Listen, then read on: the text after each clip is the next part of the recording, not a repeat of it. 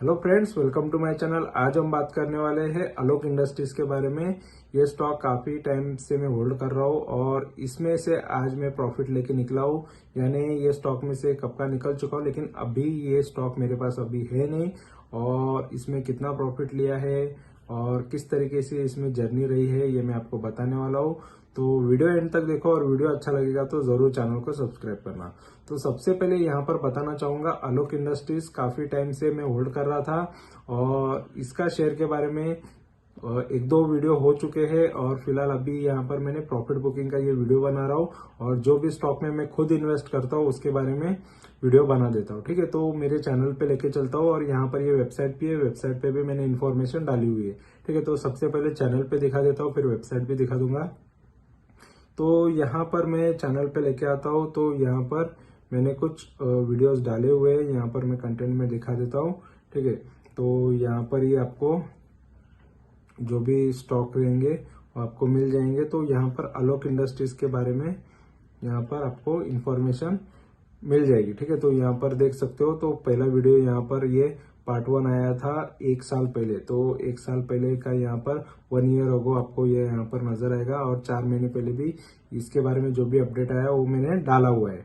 तो ये जो भी है यहाँ पर कंप्लीटली डिटेल इंफॉर्मेशन मैंने दी है। यहाँ पर ये देख सकते हो, ये 2 पार्ट में मैंने ये वीडियो बनाए हैं आलोक इंडस्ट्रीज के। तो ये इंफॉर्मेशन जो भी है मेरे इन्वेस्टमेंट की इंफॉर्मेशन मैं यहाँ पर आपको देते रहता हूँ और यहाँ पर कुछ कमेंट्स भी आए थे वो भी यहाँ पर मैं बता देता हूँ। ठीक है, तो यहाँ पर जो इसके रिलेटेड कमेंट है आलोक इंडस्ट्रीज के रिलेटेड वो भी मैं यहाँ पर बता देता हूँ। क्यों बताना चाह रहा हूँ, तो यहाँ पर एक ही वजह है।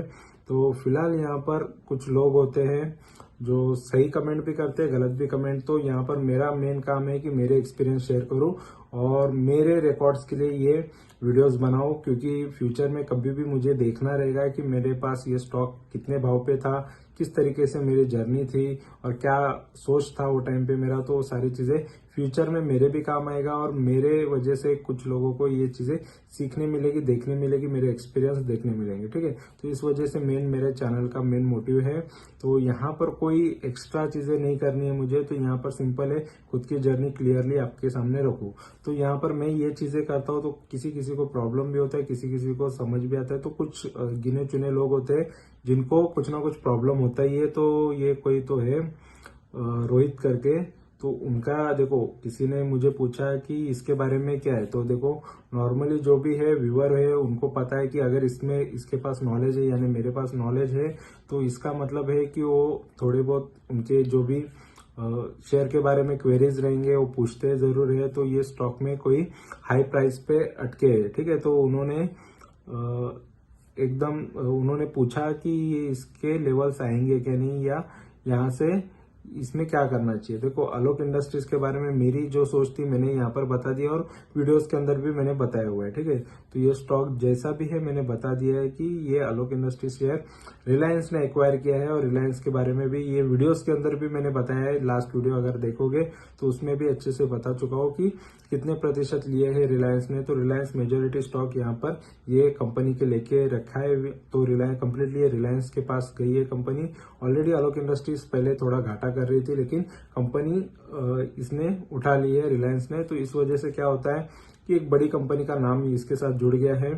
और तो किसी भाई साहब का कमेंट है कि भाई किसी का नहीं सुनने का, ठीक है, ये बात अच्छी है, बात है ये, इसको मैं बुरा नहीं बोलूंगा, किसी का बात नहीं सुनने का, ऐसे एक खुद का एनालाइज करेगा और खुद इन्वेस्ट करेगा, किसी के भरोसे नहीं रहने का। तो ये एकदम अलग ही टाइप की भाषा है उनकी। अभी मनी स्टक हो गया ना किसी और का सुनने से, और फिर जिसने सजेस्ट किया उसको बोलो, तो ऐसे ही रिप्लाई आएंगे। ठीक है, तो यहाँ पर नॉर्मली देखो, मोस्ट ऑफ लोगों का कहीं ना कहीं से सुन के वो इन्वेस्ट कर देते हैं, कोई किसी ने रिकमेंड किया रहता है। देखो, नॉर्मली यूट्यूब पे भी बहुत लोग होते हैं जो रिकमेंड कर देते हैं कि ये स्टॉक ले लो, यहाँ से ये इतना गुना हो जाएगा, उतना गुना हो जाएगा। देखो यहाँ पर क्लियरली मेरे चैनल पे आपको यही देखने मिलेगा कि मैं कितने एक्सपेक्ट कर रहा हूँ और उसमें से मैं कितने रिटर्न लेने वाला हूँ, ठीक है। तो यहाँ पर मैं किसी और के लिए ये चीजें नहीं बताता, तो मेरे पर्सनल के लिए बताता हूँ। तो जो लोग मुझे फॉलो करते रहेंगे या मेरे चैनल को फॉलो करते रहेंगे तो वो लोग करते हैं, और जो नहीं करते यानी इन्वेस्ट करते हैं, और जो फॉलो नहीं करते उनको तो कोई सवाल ही नहीं। तो नॉर्मली देखो मेरा चैनल इतना भी पुराना नहीं है कि मैंने किसी को बहुत साल पहले बताया था, अभी तक वो स्टॉक में से प्रॉफिट नहीं हुआ। और मेरी स्ट्रैटेजी मैं बहुत क्लियर रखता हूँ, जब भी स्टॉक गिरे तो मैं खरीदता हूँ, और जब अच्छे भाव पे मिल रहा है तो ले लेता हूँ, और उसके बाद निकलने का मौका मिलता है, प्रॉफिट अच्छा होता है तो निकल भी जाता हूँ। तो फिलहाल ऐसा ही ये स्टॉक के बारे में भी बताया था। तो ऑलरेडी काफी गिरा भी था ये स्टॉक, तो मैंने इसको उठा लिया था, और उसके बाद जब भी मुझे और मौके मिले तो तभी भी मैंने लिए है ये स्टॉक को। तो उसके बाद यहाँ पर ये स्टॉक ने अभी अच्छी परफॉर्मेंस दी है, तो कितने प्रतिशत मैंने रिटर्न लिए है तो यहाँ पर मैं आपको वो भी बता दूंगा, ठीक है। तो फिलहाल यहाँ पर देख सकते हो, तो ये उनका कहना है कि लोगों का सुन के ये सारी चीजें करते हो, फिर कोई ना कोई ऐसी रिप्लाई देंगे, ठीक है। तो जो मोस्ट ऑफ यही होता है कि अगर आपको किसी ने बोला है या किसी के रिकमेंड के वजह से, देखो कोई फोर्सफुली रिकमेंड नहीं करता कि आपको ये खरीदना ही चाहिए, आपका भी खुद का दिमाग होना चाहिए। किसी भी स्टॉक को खरीदने से पहले खुद का एनालाइज भी होना चाहिए। कोई भी बड़ा से बड़ा एनालिस्ट भी यही बोलेगा कि आप खुद का भी दिमाग लगाओ और खुद भी रिसर्च करो उसके बाद किसी भी स्टॉक में, क्योंकि पैसा खुद का होता है। तो मेरे भी चैनल पे मैं यही बताता हूँ कि मैं जो बोल रहा हूँ उस पर ब्लाइंडली, या कोई भी बोल रहा है उस पर ब्लाइंडली ट्रस्ट मत करके चलो। अगर आपका मन कहता है या आपको लगता है, भरोसा होता है, तो ये उस स्टॉक में, देखो मेरे को जिस पे भरोसा है वो स्टॉक में खरीदता हूँ, मैं किसी का सुन के तो खरीदता नहीं हूँ, ठीक है। तो यहाँ पर देख सकते हो, तो उनका कहना है कि सजेस्ट किया उसको बोलो, ऐसा ही जवाब आएंगे, ऐसे रिप्लाई आएंगे। तो मुकेश अंबानी की कंपनी है, जरूर बढ़ेगा, और ऐसा कुछ नहीं होता मुकेश अंबानी या बिल गेट्स का कंपनी हो। स्टॉक प्राइस को हमेशा राइट प्राइस पे लेना चाहिए। तो ये इन भाई साहब को पता है कि ये राइट प्राइस कौन सा है। तो मोस्ट ऑफ लोगों को, बड़े से बड़े इन्वेस्टर, इवन वॉरेन बफेट को भी राइट प्राइस नहीं पता चलता। यानी राइट प्राइस इसका मतलब है कि कोई स्टॉक गिरा है तो और ज्यादा गिर सकता है। तो मोस्ट ऑफ देखो थोड़ा गिरा है तो लोग खरीद लेते हैं, या अच्छा स्टॉक है 10% 20% भी गिरता है तभी भी खरीद लेते हैं, या उसके बाद भी नहीं गिरेगा उसकी कोई गारंटी नहीं होती है, तो गिर भी सकते हैं। तो ऐसा बहुत बार हुआ है कि कोई 20% गिरा है, उसके बाद लोगों ने खरीदा है, फिर से और 20% भी गिर जाता है, या 30% और गिर जाता है, यानी आधे भाव पे भी कोई कभी कभी स्टॉक पहुंच जाता है। लेकिन तभी भी आपकी कैपेसिटी होनी चाहिए उस स्टॉक को लेने की। तो वैसे ही मैं स्ट्रैटेजी रखता हूँ कि और भी गिरे तो खरीदता हूँ। मिनिमम में 20% गिरने पर कोई भी स्टॉक को पहले खरीदता हूँ, फिर उसके बाद अगर मुझे 30% और गिरा है या 10% एक्स्ट्रा भी गिर जाए तो मैं उस स्टॉक को और ऐड करता हूँ और खरीद लेता हूँ, ठीक है। तो ऑलरेडी मैं गिरावट में खरीदता हूँ, मैं बढ़ते स्टॉक को कभी ज्यादा खरीदता नहीं हूँ, क्योंकि बढ़ने वाला स्टॉक कभी भी सडनली उल्टी मूवमेंट कर सकता है या रिवर्स आ सकता है नीचे, तो ऐसा मुझे लगता है। और यहाँ पर देखेंगे तो देखो ये स्टॉक के बारे में उन्होंने कहा है कि जरूर बढ़ेगा, ऐसा कुछ नहीं होता। अंबानी हो या बिल गेट्स हो, उनके शेयर, तो देखो कुछ चीजें तो राइट भी होती है, ठीक है। तो ऐसा कुछ नहीं है, लेकिन ये राइट प्राइस का जो कॉन्सेप्ट बहुत लोग यहाँ पर कमेंट में बताते कि राइट प्राइस पता होना चाहिए। तो कोई यहाँ पर राइट प्राइस बताने वाला भी अगर कोई निकले तो बहुत बड़ी बात होगी कि एकदम राइट प्राइस बता रहा है। मतलब अगर किसी ने बोला है 100 रुपए का शेयर अगर 90 में ही खरीदना है, 90 ही राइट प्राइस है, तो मुझे बता दे कि यार 90 ही राइट प्राइस है, या उससे नीचे नहीं गिरेगा, या 80 नहीं होगा या 70 नहीं होगा, उतनी गारंटी अगर कोई दे रहा है तो वो सामने आ जाए तो बहुत बड़ी बात होगी। लेकिन यहाँ पर कमेंट में बात करना बहुत इजी है, रियलिटी में बात करना डिफिकल्ट है। तो मैं रियलिटी यहाँ पर बताने की कोशिश कर रहा हूँ, जो भी है रियल है चीजें। अगर मैं किसी भाव पे खरीद रहा हूँ तो जो भाव है बता देता हूँ, जो भाव पे बेच रहा हूँ वो भाव, जो भाव है वो भी बता देता हूँ। तो नॉर्मली जो भी है रियलिटी यहाँ पर मैं मेरे चैनल पे बताता हूँ। तो कुछ लोगों ने तो चलो अंबानी ने ऐसे छोटे मोटे कंपनी के शेयर खरीद रहे, और एक कोई तो स्टॉक था जिसके बारे में मैंने रिव्यू किया था। तो अंबानी को किसी ने कचरा सेट बोल दिया था, यानी कचरा वाले स्टॉक लेते हैं वो, या कचरा वाली कंपनी खरीदते हैं। तो सोच लो किसी की कमेंट करने की सोच भी कितनी हो सकती है कि अंबानी जैसे जो जिसकी टॉप की कंपनी है, रिलायंस इंडस्ट्रीज जो नंबर 1 कंपनी है मार्केट कैपिटल में, जिसको कोई हिला नहीं सकता। तो ऐसे जो कंपनी को होल्ड कर रहा है या जिसकी जो ओन करता है, जो कंपनी के मालिक है, उसके बारे में अगर कोई सोच सकता है तो उसका मतलब वो आदमी कितना बड़ा होना चाहिए। अगर कमेंट सेक्शन में बैठ के वो कमेंट डाल रहा है तो सोच लो मतलब अंबानी से भी कितना बड़ा हो सकता है। तो कभी कभी ऐसा लगता है कि यार ऐसे लोग यहाँ पर क्या कर रहे हैं, ठीक है। तो या मेरे चैनल पे कैसे आ गए इतने बड़े लोग। तो कभी कभी ताज्जुब हो जाता है कि ये लोग मतलब क्या बताना क्या चाह रहे हैं कि अंबानी कुछ नहीं है उनके सामने, या कोई बड़ा इंसान इनके सामने कुछ नहीं है, ये सबसे बड़े हैं। तो ये काफी यहाँ पर एक अजीब चीज होती है कि किसी को नॉलेज ना हो, तो नॉलेज नहीं हो या बेवकूफ कितना है वो बताने की कोशिश कर रहे हैं खुद को। तो ये चीजें यहाँ पर देखने भी मिलती है। तो नॉलेज मैं खुद चाहता हूँ कि अगर किसी के पास है नॉलेज तो बांटो, फ्री में बांटो, थोड़ी मेहनत करो और मेहनत करके टाइम निकालो। यहाँ पर टाइम वेस्ट होता है तो किसी का टाइम वेस्ट होने से बचाना है आपको। तो आप खुद भी आओ, यूट्यूब पे आओ या कहीं और पे आओ जहाँ पर आपको रियल प्राइस बताओ, रियल टारगेट बताओ। उसमें अगर मुझे लगता है कि आपके टारगेट मैं खुद फॉलो करके देखूंगा कि आप कितने राइट हो। तो मोस्ट ऑफ लोग ये चीजों से बचना चाहेंगे क्योंकि उनको भी रियलिटी पता है कि ये चीज कोई कर नहीं सकता, ठीक है। तो इसीलिए बड़े से बड़े हेज फंड रहेंगे या म्यूचुअल फंड रहेंगे, जो भी लोग रहेंगे उनको भी पता है कि राइट प्राइस बतानी होती है।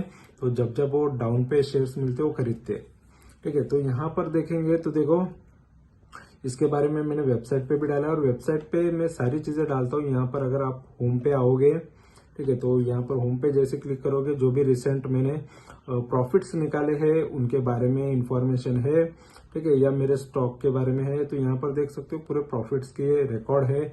तो इतने सारे प्रॉफिट्स आप पहले करके दिखाओ। जो भी कमेंट में कुछ भी बुरा बोलना चाहता है पहले ये वीडियोस देख लो, फुर्सत से देख लो, और उसके बाद अगर लगे कि कुछ कमेंट में कुछ बुरा बोलना है, क्योंकि एक नियत होती है, एक अंदर से आती है चीजें, या कुछ भी हो मतलब किसी को सुनाना है क्योंकि किसी का उनको वो चीज पसंद नहीं आ रही है किसी की, तो उस वजह से कुछ बोलने का मन करता है। ये तो वो लोग यहाँ पर ये पूरे पहले देख लो, उसके बाद लगे कि नहीं इनसे बड़ा है हम, या इससे ज्यादा प्रॉफिट कर लेते, इससे ज्यादा कंपनीज में प्रॉफिट किया है, या काफी अच्छा उनका नॉलेज है, तो जरूर कमेंट में बता सकते हो, ठीक है। तो ये चीजें पहले देख लेना। ये सभी इस पे वीडियो पे क्लिक करोगे या नाम पे क्लिक करोगे तो आपको वो वीडियोस प्ले हो जाएंगे और उनकी इन्फॉर्मेशन आ जाएगी, ठीक है। तो जो जो वीडियोस यहाँ पर उसके रिलेटेड पहले भी वीडियोस है वो भी आपको मिल जाएंगे कि इसके रिलेटेड पहले वीडियो मैंने डाले हुए रहते हैं कि ये स्टॉक को मैंने बाय कब किया, सेल कब कर रहा हूँ। तो पूरी जर्नी रहती है, वो दिन रिकॉर्ड कर लेता हूँ जिस दिन मैंने ये स्टॉक को बाय किया होता है, ठीक है। अगर बाय नहीं किया है तो स्टॉक के नहीं होते। वो देखो मेजोरिटी अभी जो स्टॉक है वो भी बता रहा हूँ। तो देखो टाइम पूरा टाइम में ले लेता हूँ कि समझ लो कि कोई टाइम जिस टाइम जो टाइम खराब था वो टाइम में इन्वेस्ट हो गई, ठीक है। टाइम यानी पूरा ऑल ओवर इंडिया का या मार्केट का टाइम खराब है, जब तभी भी कोई कोई स्टॉक में इन्वेस्ट हो जाता हूँ तो तभी का टाइम में कितना टाइम लग रहा है। कोई कोई स्टॉक निकल जाता है फटाफट, कोई कोई को ज्यादा टाइम लगता है। जैसे रेपको हमको काफी टाइम लगा, श्रीराम फाइनेंस को एक बार प्रॉफिट के आसपास आके नीचे आ गया था। अभी ये आलोक इंडस्ट्रीज ये पुराना बहुत टाइम से इसको भी होल्ड कर रहा तो ये भी निकल गया। तो ये रिसेंट पोस्ट यहाँ पर मैं दिखा देता हूँ, ठीक है। अभी और अच्छे भी स्टॉक यहाँ पर रहते हैं कि लॉन्ग के लिए मैं हमेशा के लिए होल्ड करना चाहता हूँ, जैसे विप्रो है, ठीक है, तो जैसे इन्फोसिस भी है, ठीक है। तो ये बड़ी बड़ी कंपनीज के मैं अभी होल्ड करना चाहता हूँ लाइफ टाइम के लिए। तो यहाँ पर ये सारे वीडियोस भी आपको यहाँ पर मिल जाएगी मेरे चैनल पे, वो भी इंफॉर्मेशन मिल जाएगी। तो सभी स्टॉक के बारे में यहाँ पर इंफॉर्मेशन मैं देते रहूंगा, ठीक है। तो आलोक इंडस्ट्रीज के बारे में यहाँ पर दिखा देता हूँ। तो नॉर्मली यहाँ पर देख सकते हो ये जो स्टॉक है तो इसमें से प्रॉफिट तो ले लिया है, लेकिन यहाँ पर ये स्टॉक के बारे में कंप्लीटली मैंने इंफॉर्मेशन इंग्लिश में हिंदी में दे दिए, क्योंकि अगर कोई इंफॉर्मेशन यहाँ वहां से पढ़ने से अच्छा यहाँ से कंप्लीटली इंफॉर्मेशन मिल जाएगी। कंपनी क्या करती है, कब से है कंपनी, सारी इंफॉर्मेशन यहाँ पर दी गई है। टारगेट कितने में एक्सपेक्ट करता हूँ, देखो नॉर्मली मेरे टारगेट बहुत छोटे छोटे टारगेट रखता हूँ, यानी 20-21% के टारगेट रखता हूँ साल भर के लिए। तो वो कभी कभी 1 महीने में अचीव हो जाते हैं, 2 महीने, क्योंकि आपको पता है कि कभी कभी स्टॉक 20% का सर्किट मारता है एक दिन में ही। तो कभी कभी बहुत जल्दी प्रॉफिट हो जाता है, कभी कभी टाइम, तो मिनिमम उतना तो मैं टारगेट लेके चलता हूँ। तो कोई स्टॉक जल्दी देता है, कोई लेट देता है, तो इसको मैंने थोड़ा ज्यादा टारगेट एक्सपेक्ट किया था, तो यहाँ पर 16 कप का पार कर दिया था, लेकिन मैं निकला नहीं था। 13.52 का यहाँ पर मेरा एवरेज प्राइस था, और फिर भी इसको मैं 17.80 पे निकल गया हूँ, तो अच्छा खासा प्रॉफिट करके निकला हूँ। और ये स्टॉक यहाँ पर देखेंगे तो इसके बारे में 2 वीडियो जो है यहाँ पर भी मिल जाएगी। अगर आपको यूट्यूब पे नहीं मिलते, मिलने में दिक्कत हो जाती है, ढूंढने में दिक्कत होती है, तो यहाँ से तो इजीली आपको मिल जाएंगे।